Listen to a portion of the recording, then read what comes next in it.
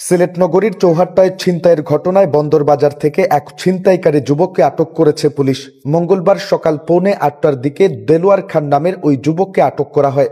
আটক দেলোয়ার খান সিলেট নগরীর TB gate অনামিকা 25 নম্বর বাসার ওসমান খানের ছেলে। বর্তমানে সে নগরীর ইলেকট্রিক সাপ্লাই এলাকায় বসবাস করে। সিলেট মেট্রোপলিটন পুলিশের মিডিয়া অফিসার অতিরিক্ত উপকমিশনার মোহাম্মদ সাইফুল ইসলাম জানান, গত 15 ফেব্রুয়ারি বিকেল 5:30টার দিকে চৌহাট্টাস্থ শহীদ শামসুদ্দিন আহমদ হাসপাতাল সংলগ্ন ছাত্রাবাসের সামনে আমিনা বেগম নামের এক নারী ছিনতাইয়ের শিকার হন।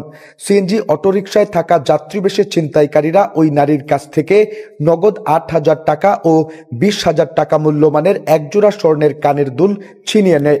মঙ্গলবার সকাল 8:45টার দিকে বন্দরবাজার জেল রোড এলাকা থেকে কোতোয়ালি পুলিশ ছিনতাইয়ের অভিযোগে দেলোয়ার খান নামের ওই যুবককে গ্রেপ্তার করে। ছিনতাইয়ের ঘটনায় কোতোয়ালি থানায় মামলা দায়ের হয়েছে। পুলিশ জানায়, দেলোয়ার খানের সাথে থাকা ছিনতাইকৃত টাকা থেকে 1,020 টাকা উদ্ধার ও ছিনতাই কাজে ব্যবহৃত সিএনজি চালিত অটোরিকশা জব্দ করা হয়েছে।